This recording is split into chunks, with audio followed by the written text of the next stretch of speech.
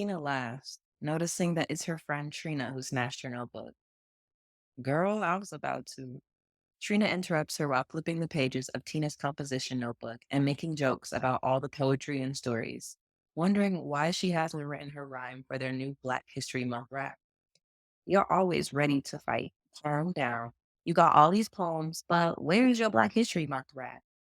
Tina snatches her notebook back as she sees Ebony walking up. Ebony walks up freestyling and acts like she's on the stage. Ebony, you're so extra, but I love it.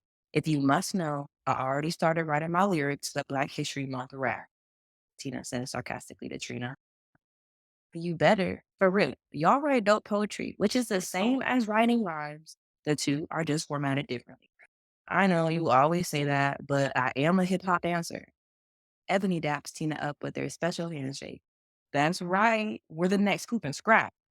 Tina and Ebony immediately start to do one of their many dance routines. They draw a crowd of students over to watch them. Trina breaks up the crowd. Okay, everyone, this show is over, but don't forget the Black History Month auditions are tomorrow, taking place all lunch period. The students show excitement on their faces. They scatter while a freestyle cipher also forms nearby. Trina continues her plea to get Tina and Ebony to focus on rap.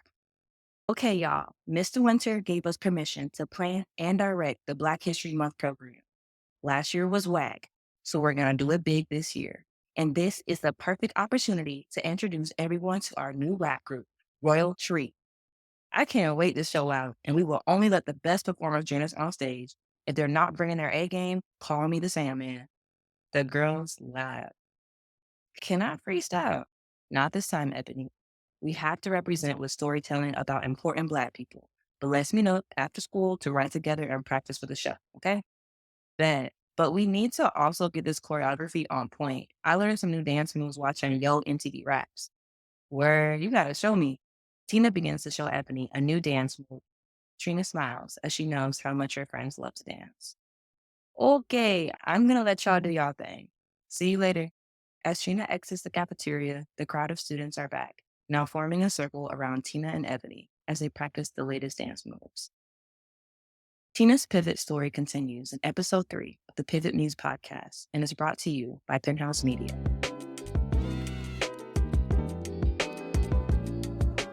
Before we get into conversation, it's important for me to acknowledge that the Pivot Muse podcast is brought to you by Melanin Muse. Melanin Muse is our love letter to Black women, sharing our genius and our impact on the world. Owning our narrative is our time. As you've pivoted through your life and career, who are your Melanin Muses and what impact have they made on your journey? Looking at my Melanin Muses, the number one person that stood out to me was my mother. My mother made a big pivot. She started out in the world of television production, and then she pivoted to being a full-time mom, a full-time stay-at-home mom. My grandma, I would say the same thing, Dorothy Dawson.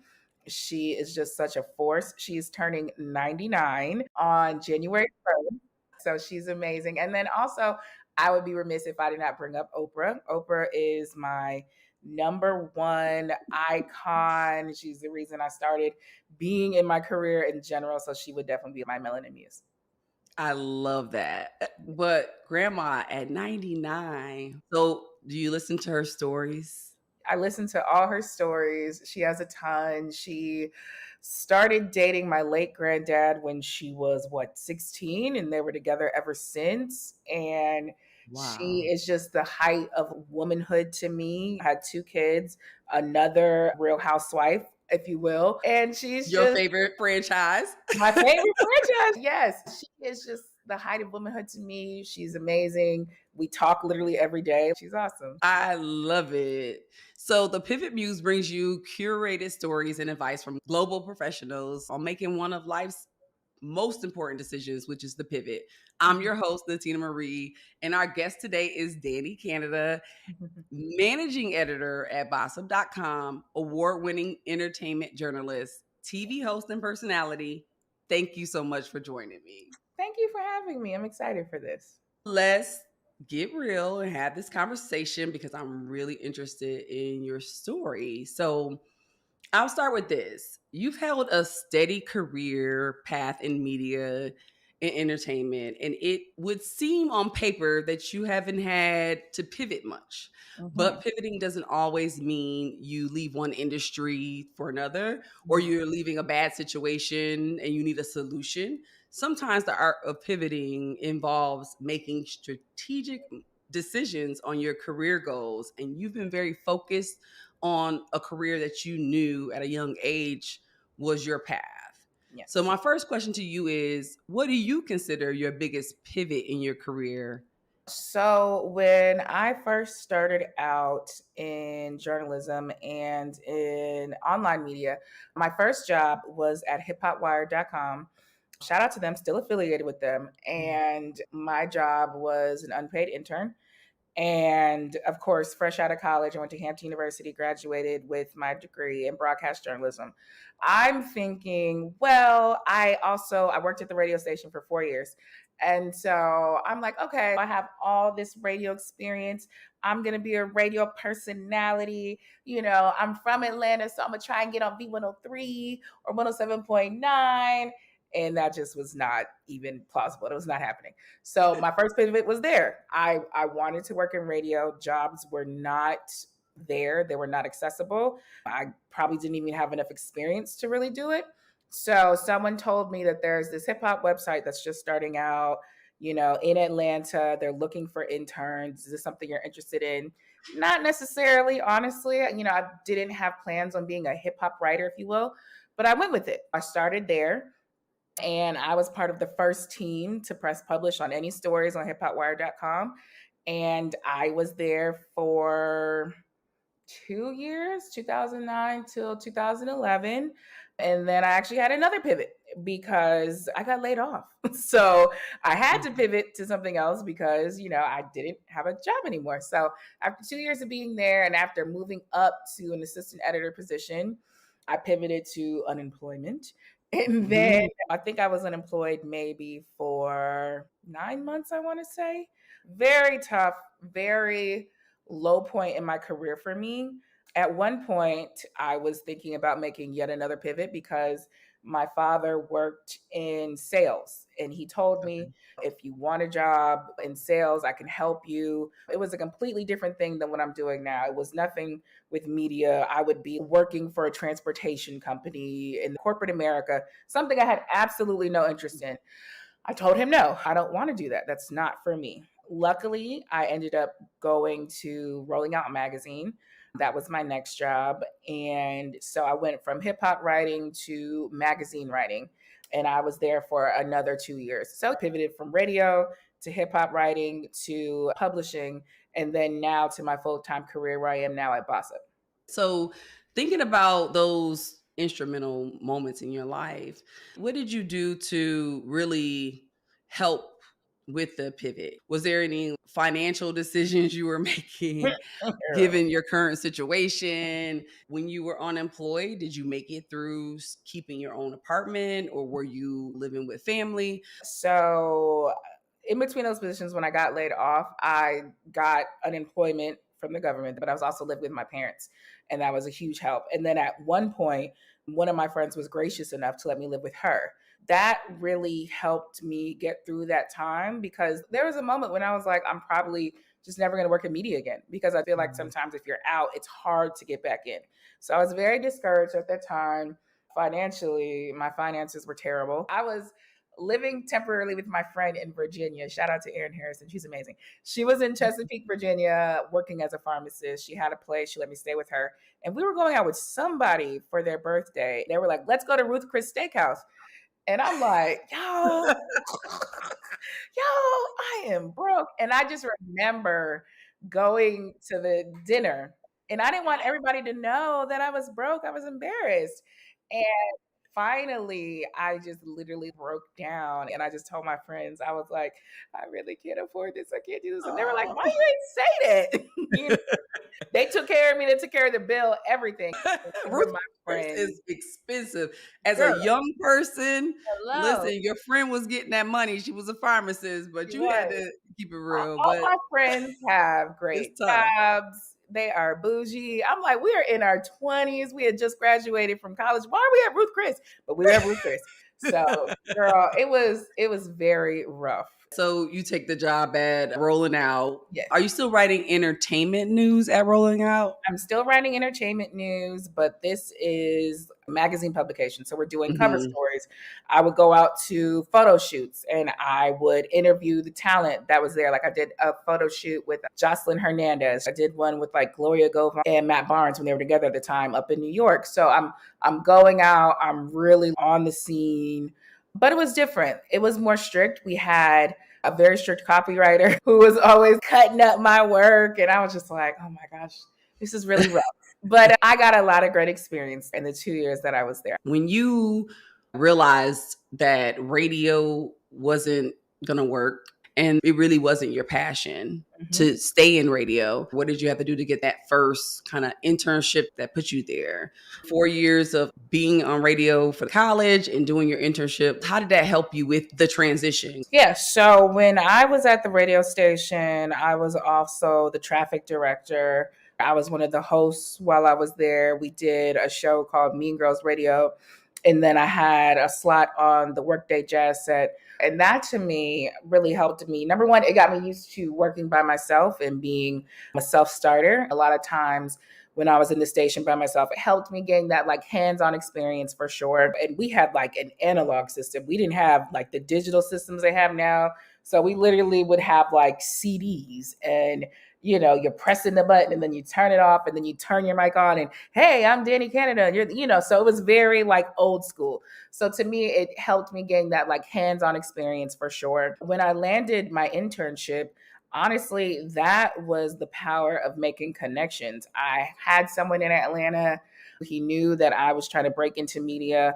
And one of the things that I always tell people is don't think any opportunity is too small. In media, nothing really is too small. You never know where it'll lead. So I know media is tough in general and like, a tough business to be in. Entertainment is tough business. I done quit it, came back, quit it, came back. Best believe I know. We know that not everybody's lifting everybody up, but who could you definitely give credit to? So Ryan Cameron is a radio legend here in Atlanta. And I remember when I was 14, my mom knew I had an interest in media. And she also knew that myself and my sister were getting ready for college. We need to get our volunteer hours. And so she was like, why don't you guys join the Ryan Cameron Foundation? So we did that. We were the youngest members of the foundation. We were around Ryan, we're around Rashawn Ali, we're around CJ. So this is height of like 107.9, hot 107.9 at the time. And so we're making these connections. I have a lot of respect for Ryan. When I went to college, I remember he had a scholarship for people going to college who wanted to work in media. And I remember I didn't apply for it because I was like, I don't want to take it from somebody else. Somebody else probably needs it more. And I remember he didn't cuss me out, but he was like, what's wrong with you? He was like, what's wrong with you? Take this money and you're going to college. Take this money. Stop being silly. So yes, I'm very grateful to the Ryan Cameron Foundation for that. I also want to give a shout out to Monica Kaufman, who is a legend. I think her name changed, but we're going to say Monica Kaufman. I remember waking up every day and seeing her on the news and being so excited to see her because her hair would change every time. I'd be like, ooh, is it going to be blonde? Is it going to be red? Is it going to be black? Is it short? It was a treat. And then she was just so good at her job. And I remember at one point in my career, I had reached out to her just for some advice. And she was just so sweet and welcoming. And I was like, oh my God, Monica Kaufman is talking to me, having a conversation. Also, Rashawn Ali, another Atlanta legend who I respect so much. I definitely feel like I've tried to model my career like hers. And she's just been a guiding light. I really respect her as well. Yeah, shout out to Rashawn Ali. I don't know her personally, but I've met her in passing. I met her and her daughter with their book. She's just always been genuinely sweet. And she's just dope. What? Like top to bottom. Let's talk a little bit about like your role with Bossip as managing editor. Shout out to Mikaela, our producer. This question comes from her. She calls it, who runs the world, girls? As managing editor, you share a lot of control over how content is presented to viewers and readers. Tell me some moments at work in which you had to pivot even when you didn't want to. That's a really great question. Thanks, Mikaela. There was one year, I was in LA 2019. I'm going to say it was pre-pandemic, and I was not managing editor yet. I was deputy editor, one step below. But I still was kind of in control of the editorial team. It was myself, our senior pop culture director, Janae Bolden, and then our overall boss, Mar Frazier. Shout out to both of them. I'm really getting into my role. I think I was new at the time, and I'm really conscious of what we're putting out because now I have control. So this was new for me. At one point, there was a time where we wrote a story, and it was about Lizzo. She had won a Soul Train Award. Lizzo won over Ari Lennox at the Soul Train Awards, and people on Twitter were upset about it because they're like, Ari is way more soulful. They have all these opinions. So someone wrote about it, and the headline was just a bit too disparaging for Lizzo. And in that moment, we were getting the BET treatment when they did the tweet about Cardi B and Nicki Minaj about, oh, you're pitting Black women against each other. This is wrong. Fire the social media manager. We have a whole firestorm of controversy going on just like that. So I made the decision that we should post an apology, and anybody who knows Bossip, who knows how long we've been around, that is not the brand at all. So I'm like, it's a new day. I'm the deputy editor. So I had someone craft an apology. We posted it on Twitter. And, it was double-sided. Some people were like, wow, this is pivotal. My bosses were not the most pleased. To me, it was important to show that we're entering a new era, a new age.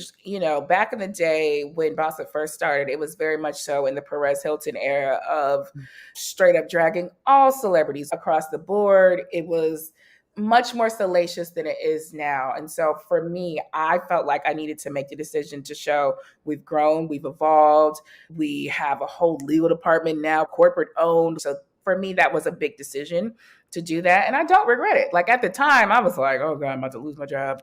But it worked out. So that to me was like a pivotal moment in my career when I felt like, okay, I need to make this stand. Sometimes we do have to take those risks and deal with the consequences. And thankfully, I'm sure your talent, your work ethic, and everything else stood far above this decision that they didn't agree with. It feels like part of your path as a Black woman and in this space with entertainment news and gossip, right? That you have taken a stance of, I'm a boss. I also do get to decide what influence I can have. And so you mentioned one of my faves, Ava DuVernay, where you actually said something to her, that was positive. And I just thought like, okay, this was you making a stance that I know the work I'm in. I stand in it. I'm good at it.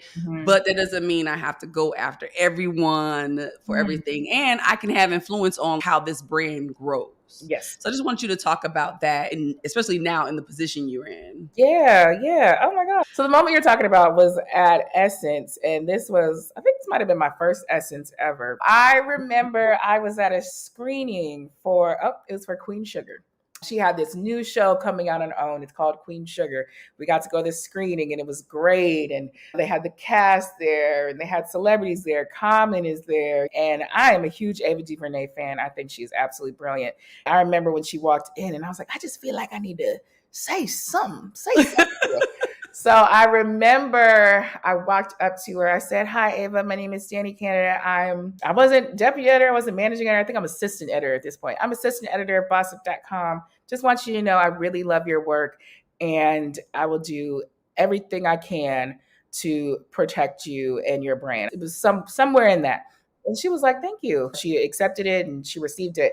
But for me, it was just making her know that I do know the business that I'm in. I do know that people like the salaciousness, but I'm very conscious of what I do and my brand outside of the Bossip brand itself. And I want to make sure that Just because we're doing entertainment news, we don't have to go super low with it. Like, nobody wants that anymore, honestly. I always say we're in the BuzzFeed era. We're in the era of you want to have fun. You want the witty headlines. You want to see the glam, the red carpets. You want to see if a celeb has a funny moment. You want to talk about that. You want to talk about what's trending on Twitter. So that was me being like, okay, I know probably what you think Bossip is, but it's not all that. And I'm going to make sure that you see that in the work that we have from this, especially if I'm at a screening for one of your shows. I want you to know I'm not going to bash you. I'm not going to put something crazy out. So I felt like I needed to affirm that in that moment. And that's just something I subscribe to. For me, Bossip now is in an age of more funny headlines. And yes, there will be some draggings if it is necessary. So Donald Trump is going to always catch heat. If we're talking about the insurrection, there's always going to be some heat there. But to me, it's more entertaining to give people the news in our own special way than it is just to be ridiculous and salacious. So have you had a moment where your paths crossed again?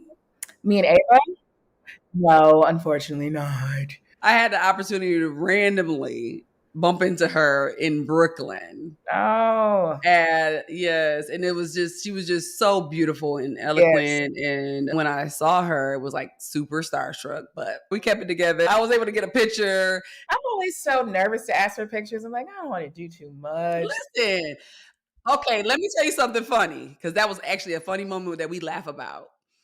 I was with two of my best friends, and we're from Rochester, New York. Upstate New York, shout out to upstate New York. And it's just like sometimes we be like, that was so Rochester. They didn't really know who she was. I was already following her, and I'm like, oh, that's Ava DuVernay. She did this, you know, right? And it was like, oh, word. Okay, so I was like, I'm gonna ask for a picture.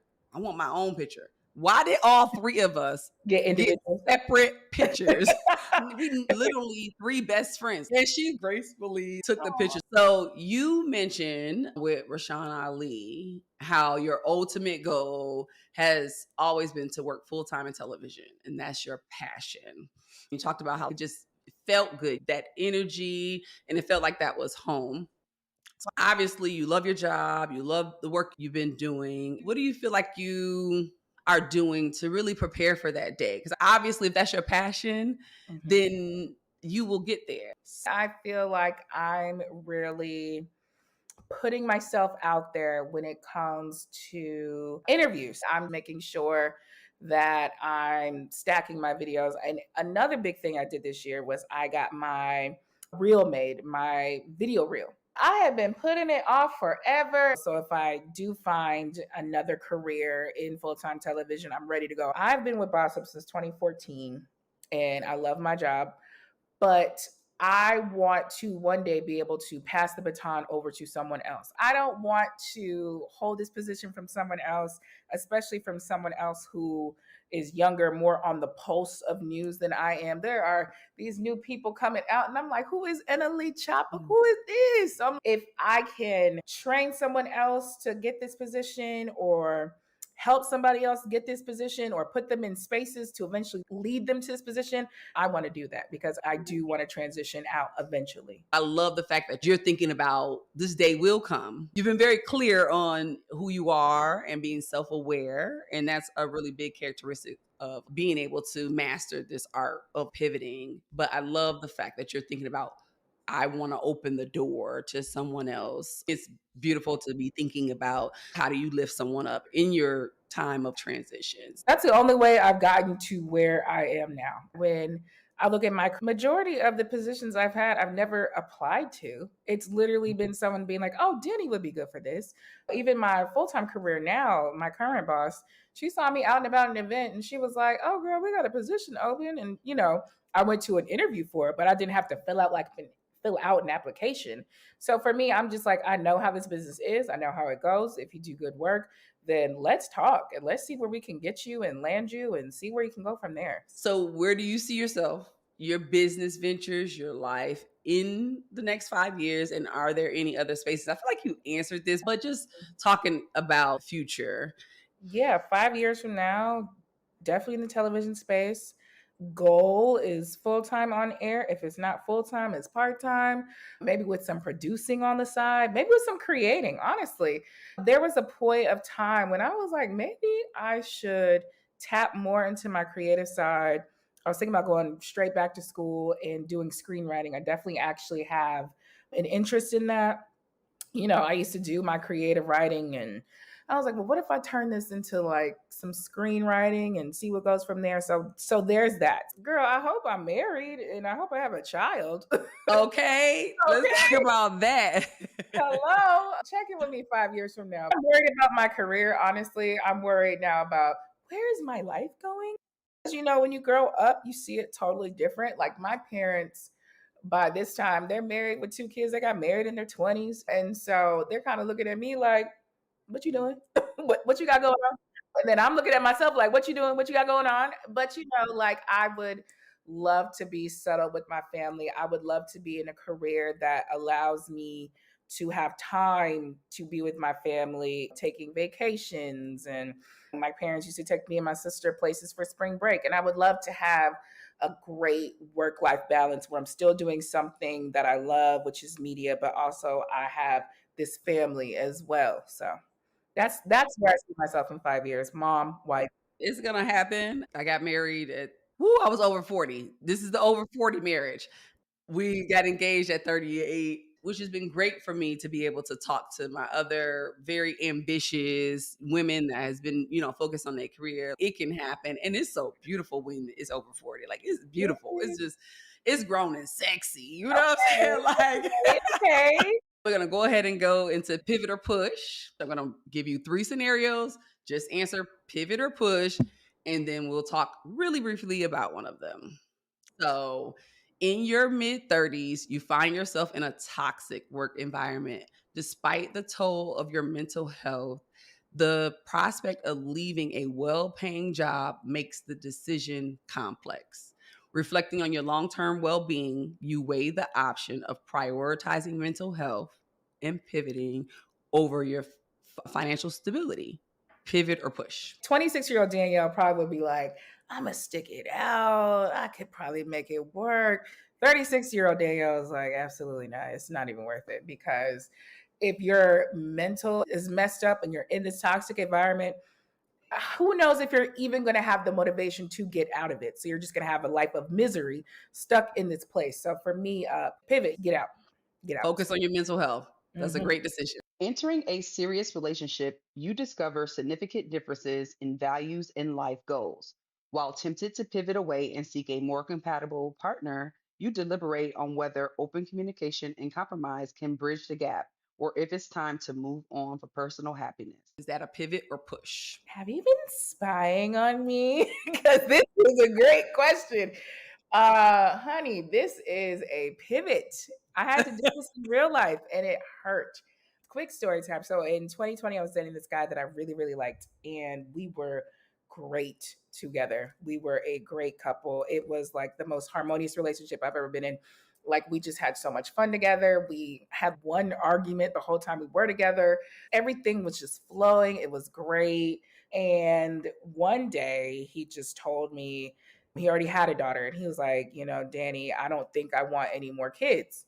And so long story short, we concluded that we're in two very different spaces. I definitely want kids, and I had to pivot away from that relationship. I had to give it up, and that was terrible. That was very much so what I would call an adult breakup, because you're like, we're both in our 30s, well in our 30s, and it was just like, it's not working. So that is a pivot. If I were, again, 26-year-old Dani would be like, yeah, we got time, we'll figure it out. 36-year-old Dani is like, no, we got to move around. We got to go pivot. Last question. You find yourself in deep debt after living a lavish lifestyle and lots of girl math. Now, now you're faced with a decision between pivoting, going to live with family to pay off your debt, or pushing through by cashing out on your 401k to pay off your debt and start over. Pivot or push? That's really good. So pivot is living with the family.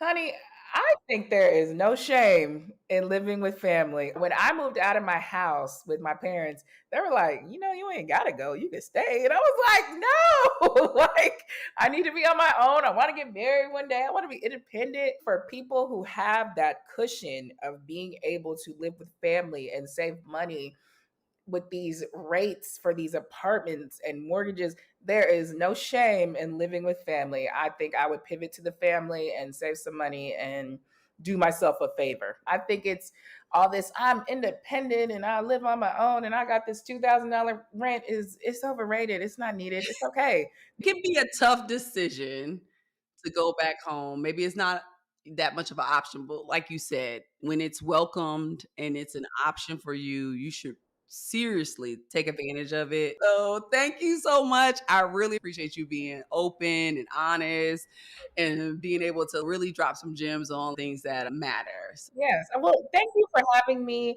Thank you for doing such great research on me and making me feel really welcome. And this was a lot of fun. You had amazing questions.